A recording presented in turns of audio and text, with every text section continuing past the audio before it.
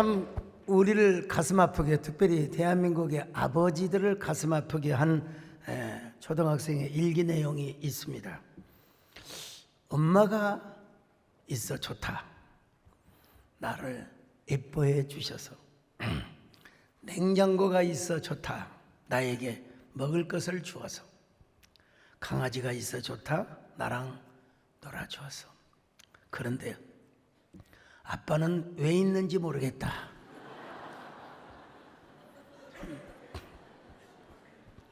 아빠가 왜 있어요? 돈 벌어다 줬잖아요. 대부분. 자, 우리가 어버이날 하면 어머니만 떠오르죠. 어머니. 여러분, 아버지도, 우리는 아버지라는 이름이 익숙하지요. 아버지 하나님, 아버지 하나님. 김정현 씨가, 작가가 쓴 아버지라고 하는 소설이 있습니다.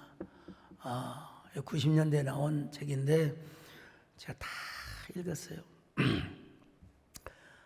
아버지는 사실 좀, 요즘 아버지는 다르지만 옛날 아버지는 좀 무뚝뚝하지요. 그러나 가정을 책임지는 사람이에요. 자녀가 시험 보는 날, 그 사실 우리 식으로 말하면 기도를 하면 되는데, 막 계단을 막 2개, 3개씩 막 숨가쁘게 막 뛰어 올라갑니다. 막. 그렇게 막 뛰어 올라가는 것이 자녀가 시험을 보는데 약간의 도움이 되지 않을까, 이런 생각이에요. 그리고 저녁에 올 때 이제 붕어빵을 사가지고 옵니다.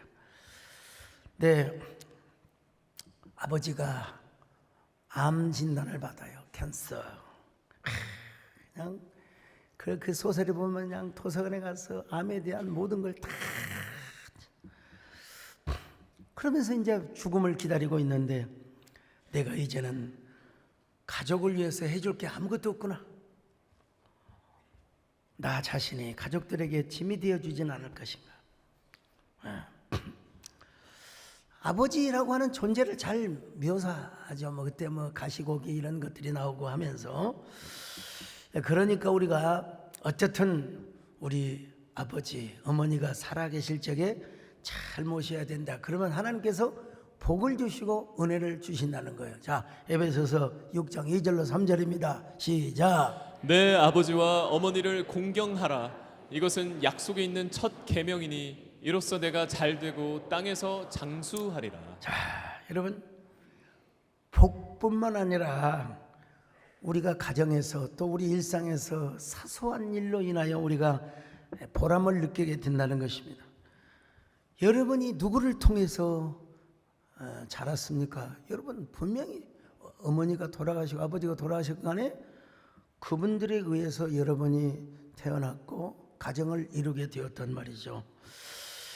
그러니까 이제 돌아가신 분들이야 어쩔 수 없지만 우리 부모님이 살아계실 적에 잘 공경하고, 물론 영원한 어버이, 물론 진정한 우리의 영원한 어버이는 하나님이십니다. 하나님이라는 사실을 알면서 우리 하나님을 잘 섬길 수 있는 저와 여러분이 되시기를 바랍니다. 어버이 주인이니까 이렇게 언급을 하고요. 마테 링크스가 쓴 파랑새라고 하는 그 동화가 있습니다. 그는 벨기에 사람으로 태어났는데 그 프랑스어로 이제 글을 써가지고 노벨 문학상을 받았어요. 오두막집에 살아가는, 우리로 오두막집에 살아가는 틸틸과 미틸이 어느 크리스마스 이브날 요술쟁이 할머니가 찾아와가지고 자기에게 이쁜 딸이 있는데 이 딸을 위해서 파랑새를 찾아와라. 그래서 틸틸과 미틸은 추억의 나라부터 시작하여 미래의 나라에 이르기까지 온갖 신기한 경험을 다 합니다. 숲속에서 물론 파랑새를 봤지요. 보는 순간 색깔이 변화져 버리거나 죽어버리거나 멀리 날아가 버리거나. 여러분, 깨어보니까, 그 파랑새를 잡으려고 깨어보니까 꿈이었다는 거예요. 거의 1년에 걸친 모험을 다 하룻밤에 다 바꿔버렸습니다. 꿈에서 깨어난 그들은 문득 우리 세장에 있는 저 비둘기가 바로 파랑새구나. 그걸 깨닫고 파랑새를 만지려고 하는 순간에 파랑새가 멀리 날아가 버려요. 작가는 바로 이것이 뭐냐? 이것이 바로 행복이라. 행복은 항상 우리 곁에 있다. 우리 주변에 있다는 것이죠. 행복은 멀리 있는 것이 아니라 항상 가까이 있다는 것입니다, 여러분. 천상병 하면은 귀천이 생각이 나죠. 천상병 시에는 참 한때 억울한 누명을 쓰고 감옥살이를 했습니다. 1967년 동베를린 공작당 사건, 일명 동백림 사건에 연루되어서 6개월에 없고, 6개월이야 여러분, 말이 6개월이지 말로 할 수 없는 고문, 전기 고문을 막 다 당했습니다. 사실 요 동백림 사건은요, 같은 해에 일어났던 6.8 부정 총선 규탄 시위를 잠재우기 위해서 정치적으로 계획된 간첩 조작 사건이라고 검색이 딱 되더라고요. 그럼 왜 천상병 시인이 거기에 연루가 되었느냐? 천상병 시인의 술친구 중에 한 사람인 강빈구 씨가 서독에서 유학하던 시절 동독을 사실은 동베를린이 거기인데 하여간 동독을 자주 왔다 갔다 했던 이야기를 자랑 삼아서 술 마실 때 했나 보더라고요. 그 이제 얼마 후 강빈구가 이제 잡혀갔을 거 아니겠습니까? 천상병 시인도 잡혀가게 된 거예요. 무슨 죄냐? 왜 그 말을 들어놓고도 신고를 하지 않았느냐? 천상병 시인은 평소에 막걸리를 좋아했대요. 그래서 친구가, 강빈구라고 하는 친구가 천상병 시인에게 막걸리 사 먹으라고 몇 번 용돈을 좀 줬나 보더라고요. 그런데 당시 사건을 수사하던 수사관들은 이것을 간첩으로부터 받은 공작금이라고 그렇게 주장을 하며 천상병을 압박을 한 겁니다. 말이 압박이지 정기 고문이라고 있잖아요. 얼마나 정기 고문이 심했는지 이빨이 다 빠져버리고 그리고는 그냥 심지어는 성불구자 남성으로서 성불구자가 되는 거예요. 그리고 말을 막 더듬더듬하면서 막 반복해서 맞다 예 오십시오 오십시오. 여러분 그런 정신병원에 입원하게 됩니다. 그런 그를 따뜻하게 돌봐줬던 한 천사가 나타났습니다. 목선옥 여사라고. 여러분 세상에 저런 천사가 어디가 있겠습니까? 병 들었어요. 성불구자예요. 말도 더듬어요.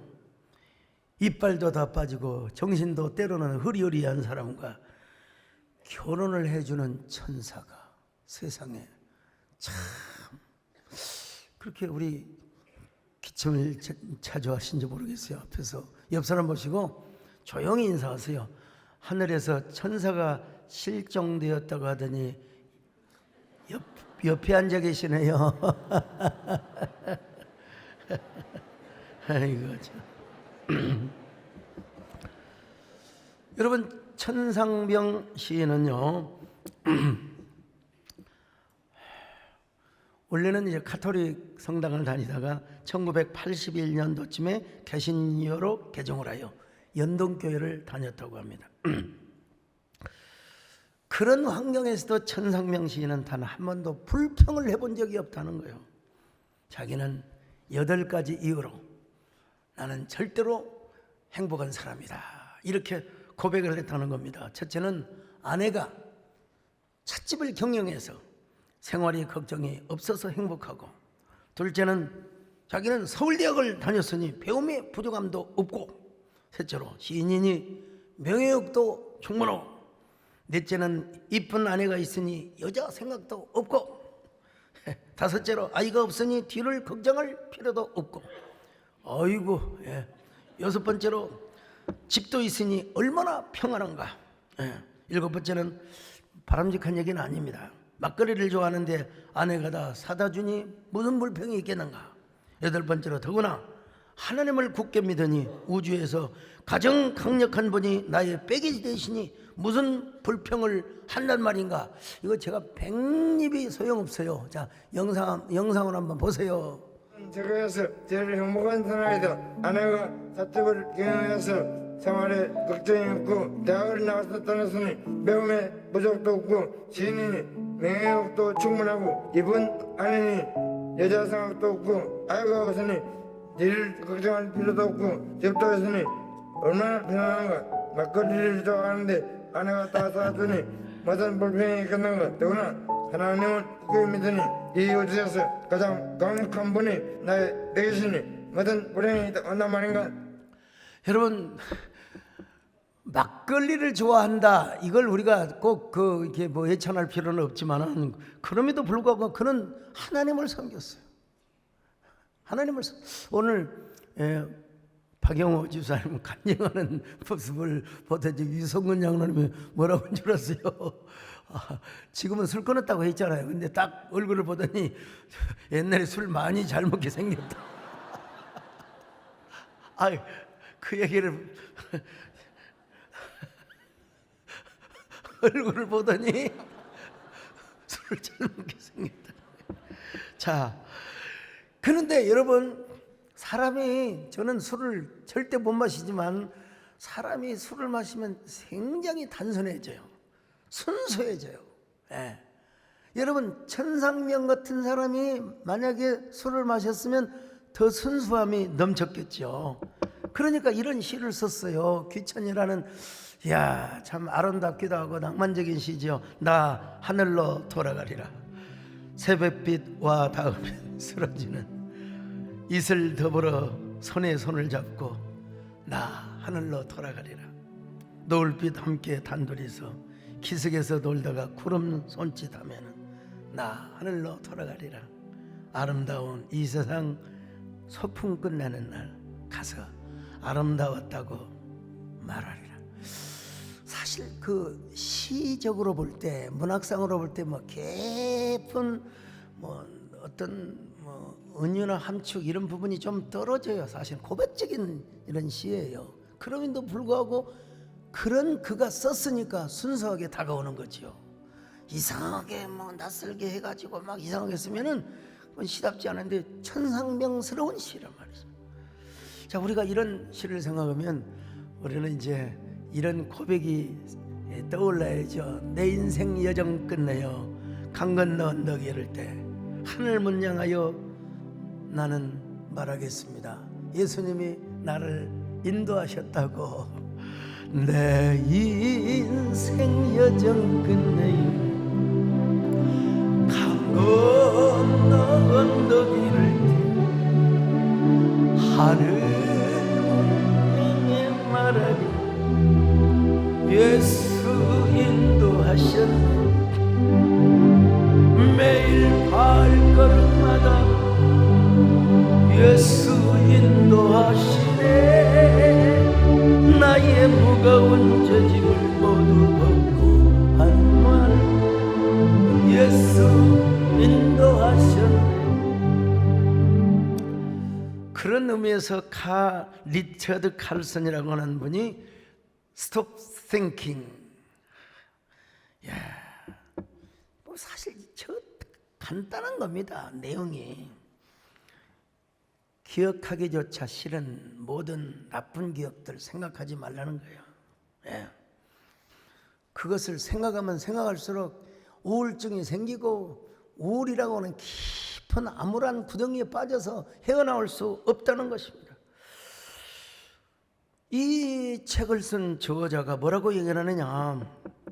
우리의 마음속에, 우리의 주변에 보이지는 않지만 하나님께서 그런 영적인, 정신적인 가치의 세계를 주셨다는 것입니다. 그러니까 좋은 생각을 하면 좋은 일들이 벌어지고, 이건 적극적인 사고방식의 결과물이 아니고 이번은 그렇게 말을 합니다. 그래서 좋은 생각을 하고 좋은 말을 하고 살아가라. 자, 이렇게만 딱 이야기하면 예수 안 믿는 사람에게도 귀한 명강의가 될 수가 있지요. 근데 저는 이걸 성경으로 연결을 해야 돼요. 자, 우리 예수님께서 어떻게 하셨느냐? 스탑 싱킹을 하시고 스타트 리빙을 우리 예수님께서 하신 모범을 그대로 보여주셨어요. 마태복음 4장에 보면 이제 공생애를 하시기 위하여 자 광야에서 40일 동안 여러분 금식을 하고 계셨어요. 근데 마귀가 탁 다가와가지고 네가 정말로 하나님의 아들이거든 명령하여 이 돌들로 떡덩어리가 되게 하라. 여러분 예수님은 그렇게 할 수 있는 능력이 있으시거든요. 자 마태복음 4장 3절 같이 봅니다. 시작. 시험하는 자가 예수께 나와서 이르되 내가 만일 하나님의 아들이여든 명하여 이 돌들로 떡덩이가 되게 하라.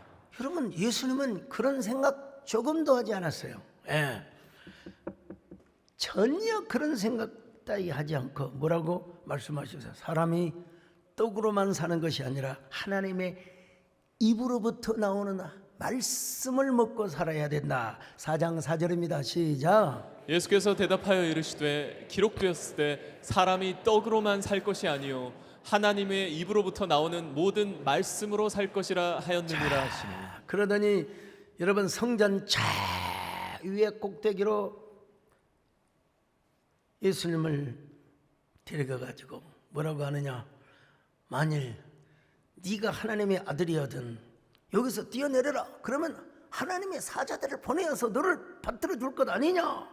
자 5절로 6절 봅니다. 시작. 이에 마귀가 예수를 거룩한 성으로 데려다가 성전 꼭대기에 세우고 이르되 내가 만일 하나님의 아들이여든 뛰어내리라 기록되었을 때 그가 너를 위하여 그의 사자들을 명하시리니 그들이 손으로 너를 받들어 발이 돌에 부딪히지 않게 하리로다 하였느니라. 하하, 여러분 그러자 예수님이 뭐라고 말씀을 하십니까? 잠시도 주저함이 없으셨어요.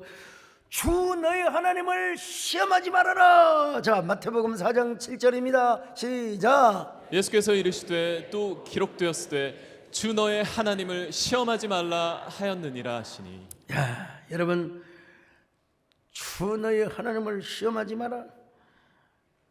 마귀가 이제 이스라엘 가면 시험산 높은 산이 있어요. 실제로 그리 올라갔는지 아니면 또 영적으로 그런 시험을 줬는지는 아니 모르겠지만 천하의 영광이요. 여러분 우리 대한민국 한 나라가 아니요. 천하의 영광. 뭐 근동으로 말하면 뭐 이집트, 모압, 암몬, 두로, 시돈 천하의 영광을 내가 줄 터이니 나에게 절 한 번만 해라. 여러분 우리가 우상을 섬기지 않는 이유가 여기에 있는 거예요. 자 마태복음 4장 8절로 9절입니다. 시작. 마귀가 또 그를 데리고 지극히 높은 산으로 가서 천하 만국과 그 영광을 보여 이르되 만일 내게 엎드려 경배하면 이 모든 것을 내게 주리라. 우리 예수님은 전혀 이런 쪽으로 생각도 안 하시고요. Stop thinking, start living. 뭐라고 하십니까? 주 너희 하나님을 경배하라. 우리 하나님을 섬겨라. 마태복음 4장 10절입니다. 시작. 이에 예수께서 말씀하시되 사탄아 물러가라 기록되었을 때 주 너의 하나님께 경배하고 다만 그를 섬기라 하였느니라. 자, 여러분 이런 예수님의 모습을 사도 바울은 어떻게 표현하였는가? 자, 크게 두 가지로 첫째로 자신을 비우고 낮추는 삶을 살았다고 우리도 그렇게 살아야 한다고 고백하고 있습니다. 빌립보서 2장 6절로 8절입니다. 시작. 그는 근본 하나님의 본체시나 하나님과 동등됨을 취할 것으로 여기지 아니하시고 오히려 자기를 비워 종의 형체를 가지사 사람들과 같이 되셨고 사람의 모양으로 나타나사 자기를 낮추시고. 자, 여러분 그는 하나님과 본체이시나 근본의 본체이시나 야 하나님과 동등함을 스스로 취하지 않고 사람의 몸을 입고 이 땅에 오셨다는 것입니다. 예. 그런 예수님은 이 땅에 오셔서 말씀이 육신이 되어 이 땅에 거하시는 것만도 대단한 건데 항상 제자들을 떠나서 한적한 곳으로 가서 여러분 성부 하나님과 교제를 하셨다는 거예요. 자, 마가복음 1장 35절 시작. 새벽 아직도 밝기 전에 예수께서 일어나 나가 한적한 곳으로 가서 한적한 곳으로 가서 거기서 기도하였다고 그랬어요. 오병이어 물고기 2마리요 보리떡 5개 가지고 여러분 5,000명이니까 한 2만 명이 넘을 거예요. 남자들 숫자만 셌으니까 당시에. 그러니까 막 난리가 났겠지요. 이야, 이런 기적이 있단 말인가. 막 그냥 저분을 우리의 왕으로 삼자, 저분을 우리 임금으로 삼자.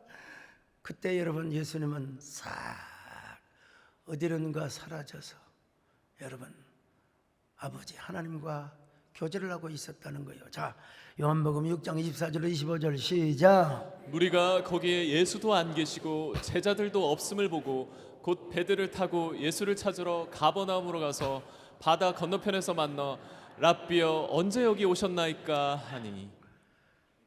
언제 오셨습니까? 저도 알 수가 없어요. 어떻게 배를 타셨는지 아니면 그냥 바다 위를 걸어가셨는지 성경은 그렇게 기록하고 있어요. 그리고 겟세마네 동산에서 얼마나 정말로 피눈물 나는 기도를 하셨는지 몰라요. 자, 마태복음 26장 36절로 38절 시작. 이에 예수께서 제자들과 함께 겟세마네라 하는 곳에 이르러 제자들에게 이르시되 내가 저기 가서 기도할 동안에 너희는 여기 앉아 있으라 하시고 베드로와 세베대의 2 아들을 데리고 가실새 고민하고 슬퍼하사 이에 말씀하시되 내 마음이 매우 고민하여 죽게 되었으니 너희는 여기 머물러 나와 함께 깨어 있으라 하시고. 어떤 사람은요 어떻게 하나님의 아들이 되어가지고 그렇게 고민하고 슬퍼하세요? 여러분 그분도 사람으로 오셨기 때문에 그 안에 모든 신성이 가득하시지만 여러분 인성이 있으시기 때문에 그래서 처음에는 할 수 있으면 이 고난의 잔을 멀리하게 하옵소서 지나가게 하옵소서. 그렇지만 나중에는 뭐라고 했어요? 아버지의 원대로 되기를 원합니다. 우리의 기도의 롤모델이 되시는 우리 예수님이셔요. 자, 39절로 42절 시작. 조금 나아가사 얼굴을 땅에 대시고 엎드려 기도하여 이르시되 내 아버지여 만일 할만하시거든 이 잔을 내게서 지나가게 하옵소서. 그러나 나의 원대로 마시옵고 아버지의 원대로 하옵소서 하시고 내 아버지여 만일 내가 마시지 않고는 이 잔이 내게서 지나갈 수 없거든 아버지의 원대로 되기를 원하나이다 하시고. 그래서 이 모습을 사도 바울은 이렇게 표현하였습니다. 자, 빌립보서 2장 6절로 8절입니다. 시작. 그는 근본 하나님의 본체시나 하나님과 동등됨을 취할 것으로 여기지 아니하시고 오히려 자기를 비워 종의 형체를 가지사 사람들과 같이 되셨고 사람의 모양으로 나타나사 자기를 낮추시고. 야, 여러분 종의 형체를 가지고 오셨다. 정말 이 대단한 어찌 보면 좀 거룩하고 발칙한 표현이라고 할 수 없어요. 우리가 여러분 나사렛 예수 그리스도는 명하노니 그러면서 막 귀신을 쫓잖아요. 그잖아요. 근데 사실은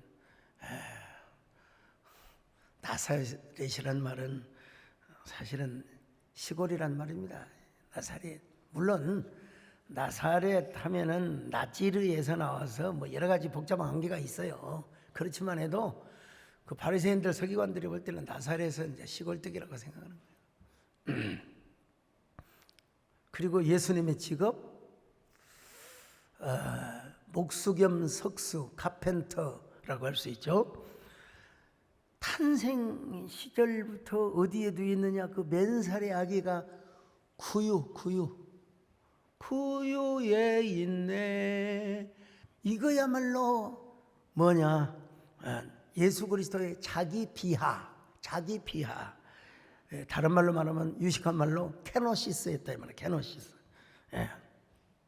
오늘 본문에도 보니까 자기를 비우다가 에케노센으로 되어 있는데 비우다 텅 비우게 하다, 공허하다라는 뜻입니다.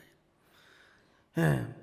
그래서 스스로 하나님과 동등됨을 다 버리고 이 땅에 성육신을 하게 되셨단 말입니다. 성육신. 근데 성육신 하신 그 예수님 자신이 얼마나 행복하셨는가. 그래서 사도 바울은 뭐라고 했느냐? 너희가 이 마음을 품어라. 무슨 마음이냐? 예수 그리스도의 마음이래요. 빌립보서 2장 5절입니다. 시작. 너희 안에 이 마음을 품으라. 곧 그리스도 예수의 마음이니. 예수의 마음이 어떤 마음입니까? 바로 케노시스, 비움. 예. 우리도 여러분 언제나 예수 그리스도 앞에서 낮아지는 저와 여러분 되시기를 축원합니다. 사실 말로는 쉽지요. 그래, 낮아진다, 겸손한다. 근데 이걸 실제로 경험하려면 어떻게 해야 되느냐? 예수 그리스도와 함께 십자가에 못 박힘을 당하는 경험을 해야 돼요. 경험. 자, 갈라디아 2장 20절을 보실까요? 시작. 내가 그리스도와 함께 십자가에 못 박혔나니 그런즉 이제는 내가 사는 것이 아니요 오직 내 안에 그리스도께서 사시는 것이라. 자, 여러분, 예수 그리스도와 함께 나 자신이 십자가에 못 박힘을 당한다면 여러분 이미 옛사람, 옛자, 나라고 하는 존재는 죽었어요. 내 안에서 본어게인 새로 태어난, 새로 탄생된 자기만 있을 뿐입니다. 요 세 사람은요, 주님이 없이는 살 수가 없어요. 예. 주님을 왕으로 모시거든요. 예. 주님이 왕으로, 주님이 임금으로 계시니까 주님이 없으면 살 수가 없는 이런 고백을 할 수밖에 없는 것이죠. 그런 저와 여러분 되시기를 바랍니다. 나는 주님 없이는 살 수가 없어. 주님이 도와주셔야 합니다. 주님 없이도 잘 사는 것은 오히려 나를 망하게 합니다. 나는 주님 없이는 살 수가 없어. 주님이 도와주셔야 합니다. 주님 한 분만으로 나는 만족합니다. 주님만 있으면. 사실 여러분, 자기를 비운다라고 하는 말은 노자도 했을 뿐만 아니라 사실 석가모니도 자기를 비운다는 얘기를 여러 번 했습니다. 근데 그들의 비움과 예수님의 비움에는 차원이 달라. 예수님은 자기를 비우는 것을 넘어서서 그 안에 모든 하나님의 신성과 생명이 가득했습니다. 하나님의 영광과 생명만과 신성이 가득했다. 자, 골로새서 1장 15절을 보실까요? 시작. 그는 보이지 아니하는 하나님의 형상이시요 모든 피조물보다 먼저 나신 이시니. 골로새서 1장 17절 시작. 또한 그가 만물보다 먼저 계시고 만물이 그 안에 함께 섰느니라. 자, 골로새서 2장 9절도 봅니다. 시작. 그 안에는 신성의 모든 충만이 육체로 거하시고. 야, 그런 것처럼 여러분, 우리가 예수님을 주인으로 왕으로 모시고 살아야 합니다. 왜냐하면 우리 예수님은 교회의 머리이실 뿐만 아니라 우리의 삶의 현장에서도 언제나 기둥이 되어 주시고 받침대가 되어 주시고 왕이 되어 주시고 머리가 되어 주시는 분이시기 때문입니다. 성경 한번 읽어볼까요? 골로새서 1장 18절 시작. 그는 몸인 교회의 머리시라. 그가 근본이시요 죽은 자들 가운데서 먼저 나신 이시니 이는 친히 만물의 으뜸이 되려 하심이요. 여러분, 우리의 머리가 되시는 예수님. 그러니까 이런 사람은 여러분, 주님이 왕이 되어 주신다면은 절대로 우리는 허전할 수가 없습니다. 공허할 수가 없습니다. 이런 사람은 언제나 화려하지 않아도 행복하게 되어 있습니다. 무명이라 하더라도 여러분 예수 그리스도를 주 안으로 주님을 주인으로 모시고 주님을 왕으로 모시는 사람은 언제나 만족하며 언제나 부유하게 되어 있습니다. 그런 저와 여러분 되시기를 바랍니다. 무명이어도 공허하지 않는 것은 예수 안에 난 만족합니다. 가난하여도 부족하지 않는 것은 예수 안에 오직 나는 부요합니다. 이렇게 부요하고 만족하며 행복한 성도들이 되시기를 바랍니다. 근데 예수님은 또 하나 뭐냐, 십자가에 죽으시기까지 행복해 하셨다는 것입니다. 자, 빌립보서 2장 8절을 보실까요? 시작. 사람의 모양으로 나타나사 자기를 낮추시고 죽기까지 복종하셨으니 곧 십자가에 죽으심이라. 아니, 사람의 모양으로 오신 것까지는 조금 이해할 수 있을, 그것도 이해가 불가능하지만 성육신의 은혜가 어떻게 하나님의 영원한 말씀이 육신이 되어 오신단 말입니까? 그런데 아니, 그분이 어떻게 십자가에 매달려서, 여러분 율법에 의하면은 십자가에 달린 사람, 나무에 달린 사람은 하늘의 저주를 받아서 죽었다고 그랬어요. 한마디로 말하면 케노시스, 자기 비하의 절정이요.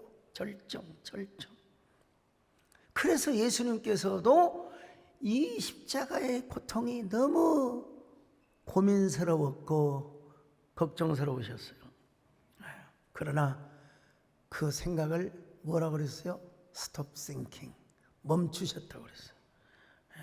그리고는 최후이자 최초인 Start living. 새로운 삶을 우리에게 보여주셨습니다. 바로 그것이 십자가 사건입니다. 여러분, 십자가 하면은 그렇죠, 고통이죠, 십자가. 예수님께서 두 팔에다가 십자가에 못 박히고, 그리고 두 팔에다가 긴 못을 쾅쾅 박을 때 얼마나 뼈아픈 고통이 있으셨겠습니까? 그럼에도 불구하고 우리 예수님이 뭐라고 말씀하시느냐, 십자가 위에서 내가 다 이루었다, 내가 모든 것을 이루었다. 자, 요한복음 19장 30절 같이 읽어봅니다. 시작. 예수께서 신 포도주를 받으신 후에 이르시되 다 이루었다 하시고 머리를 숙이니 영혼이 떠나가시니라. 다 이루었다. 테텔레스타이. 다 이루었다. 세계 4대 성인이라고 손꼽혔던 소크라테스, 그가 아테네의 청년들을 유혹하고 젊은이들을 타락시켰다고. 뭘로? 자기 철학을 가지고. 그 이제 사형을 당하여 죽습니다. 근데 하필이면 사형을 어떻게 받느냐? 독약을 먹고 죽으라는 거예요. 그래서 악법도 법이라 하면서 독약을 먹고 죽는데 친구 클리톤에게 아스클레피어스로부터 빚진 닭 한 마리가 있다는 거예요. 요 닭 한 마리 값을 갚아줄란가? 물어보는 거예요. 내가 갚아주겠다. 그 얘기를 듣고 죽었습니다. 여러분, 4대 성인이라는 분이 그런 말을 남기고 죽었습니다. 우리 예수는 뭐라고 하셨느냐? 내가 다 이루었다. 내가 다 이루었다.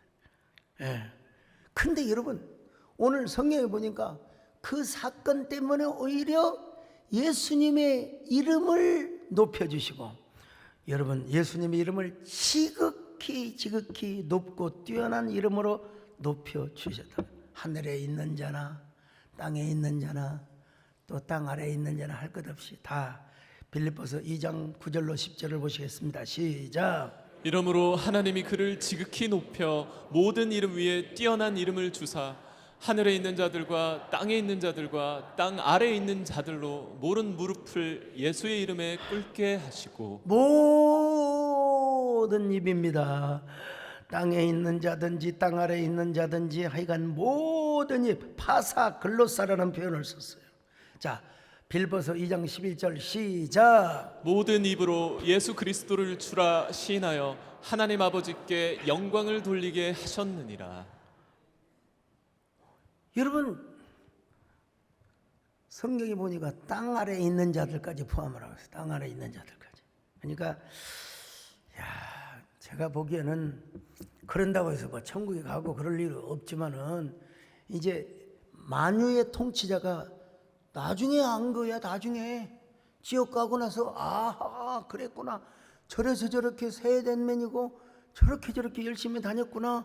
아, 여러분 누가복음에 보면요 이런 말씀이 있어요. 자, 누가복음 16장 23절 24절 시작. 그가 음부에서 고통 중에 눈을 들어 멀리 아브라함과 그의 품에 있는 나사로를 보고 불러 이르되 아버지 아브라함이여 나를 긍휼히 여기사 나사로를 보내어 그 손가락 끝에 물을 찍어 내 혀를 서늘하게 하소서. 내가 이 불꽃 가운데서 괴로워하나이다. 자, 여러분 지금 뭐 있습니까? 이 지옥에 간 부자 영감이 그냥 괴로워하고 있다 이거예요. 그냥 막 후회하고 있다는 거예요. 후회. 옛날에 막 이런 노래가 있었잖아요. 뭐 후회하지 않아요, 울지도 않아요. 좀 배우스럽지 않습니까? 오늘 우리가 여러분 살아서 우리가 예수님을 주라 시인하고 고백하게 된 거 얼마나 생각해 보니까 또 은혜고 또 은혜라 이 말이에요. 그런 의미에서 우리는 언제나 예수 그리스도 안에서 스톱 싱킹, 부정적인 생각을 버리고 언제나 스타트 리빙, 새로운 삶을 살아갈 수 있기를 축원합니다. 부정적인 근심과 염려와 걱정들 다 여러분 다 뒤로 하고 하나님이 주실 미래의 축복, 우리 자손들을 향하여 주실 하나님의 은혜, 이걸 바라볼 수 있기를 축원합니다.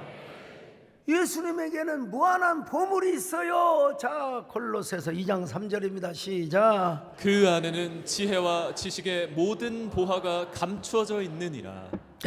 그러므로 오늘 우리는 뭐냐? 보물찾기 인생을 살아가고 있어요. 예수 그리스도 안에서. 보물, 옛날 우리 서풍 다닐 때 보물찾기가 있었어요. 보물찾기가 있었는데 저는 좀 사람이 건성건성해가지고 한 번도 찾아본 적이 없어요. 근데 좀 촘촘한 저희 바로 위에 형님이 계시는데 그 형님은 잘 찾아요. 저는 못 박다가도 부러지면 에이 안 박아버려요. 근데 우리 작은 형은 손에다 탁 잡고 손을 찌면서 잘 박아요. 똑같은 어머니로부터 태어났는데 왜 저렇게 다를까? 그 어디 군영구정 다 찾아가고 보물을 다 찾아내요. 저는 한 번도 못 찾았어요. 근데 어쩌다가 하나님의 은혜 가운데 누구를 만났느냐? 예수님이라는 부하를 만나게 된 거예요. 아, 예수님이라는 부하. 그리고 그 예수님이라는 부하가 우리 형제들에게, 우리의 친척들에게 다 전달이 되었어요. 여러분, 정말로 예수님이라고 하는 부하를 캐내며 살아가는 사람은요, 주님의 은혜가 이거구나. 여러분 누구에게도 말할 수 없지만 이거구나. 자, 요한계시록 2장 17절 시작. 그 돌 위에 새 이름을 기록한 것이 있나니 주는 자와 받는 자 밖에는 그 이름을 알 사람이 없느니라. 주는 자와 받는 자 외에는 알 사람이 없다. 초대교회 당시에는 워낙 핍박이 많아가지고 순교를 많이 했어요. 순교. 자, 옛날 신학교 아득한 시절에 순교자라고 하는 소설이 있는데 그 책이 생각이 나더라고요. 근데 순교를 얼마나 행복하게 했느냐면 어떤 한 여인이 예수 믿는다고 잡혔어요. 감옥에 갇혀서 이제 사형, 모가지가 잘라지는 날이에요. 사형당한 날 아침에 곱게 머리를 단장하고, 그때 뭐 거울이 어떻게 있었을지 모르겠지만은 자기 모습을 예쁘게 단장하고 있더라는 거예요. 옆에 사람이 왜 그렇게 오늘따라 머리를 곱게 단장하며 빗느냐 그랬더니 뭐라고 대답한 줄 아십니까? 오늘이 바로 내 신랑 되시는 예수님을 만나러 가는 날입니다. 여러분, 이 한마디면 끝나죠. 더 이상 뭐라고 이야기하겠습니까? 오늘이 나의 신랑 되시는 예수님을 만나러 가는 날이라서요. 자, 참 순교 하나님이 허락하셔야만 되죠. 제가 1980년 광주신학교 1학년을 다니던 때였습니다. 제가 여러분 꿈에도 소원은 뭔지 알았어요. 순교하는 거예요. 순교하는 거였어요. 절 모르고 막 순교하는 거예요. 그리고 막 성경을 막 들고 다니면서 막 금남로를 거쳐서 쫙, 금남로를 거칠 뿐만 아니라 저기 도청 앞을 지나가지고 조선대학교 앞에 있는 서강교회를 가는데 성경을 들고 찬양을 부르면서 그때 누군가가 여러분 그 계엄군이 그냥 저 너무 세게 바라고 총 당겨버리면 저는 죽었어요. 그냥 죽었습니다. 그 기념묘지에 글쎄 제 이름이 새겨져 있을지는 모르겠지만 아무튼간에 근데 그때 불렀던 찬양이 참 그립습니다, 여러분. 내 주여 내 발붙드서 그곳에 있게 하소서. 그곳은 빛꽃서는 언제나 넘치오리. 여러분 한번 생각해 보세요. 그 20대 초반의 청춘, 죽음을 두려워하지 않고 그냥 총만 당기면, 방아쇠만 당기면 그냥 한 방에 날아가 버릴, 박살나 버릴 청춘인데 두려워하지 않고 이 노래를 부르며 갔던 그 시절이 있었는데, 오늘 또 여러분 주는 자와 받는 자밖에 모르는 이 신비라고 비밀한 은혜, 그 은혜를 여러분이 받아 누리며 살아가시기를 축원합니다. 이러한 새로운 삶을 누리며 살아가시기를 주의 이름으로 축원합니다. 그것은 빛꽃서는 언제나 넘치오니. 하나님 감사합니다. 우리 아버지 하나님, 오늘도 정말 스탑 싱킹을 하며 또 하나님 스타트 리빙을 하는 귀한 저희들 될 수 있도록 하나님 함께하여 주시옵소서. 모든 성도들 스톱 싱킹, 스타트 리빙을 하는 오직 예수가 중심이 되는 귀한 삶을 살 수 있도록 주님 함께하여 주시옵소서.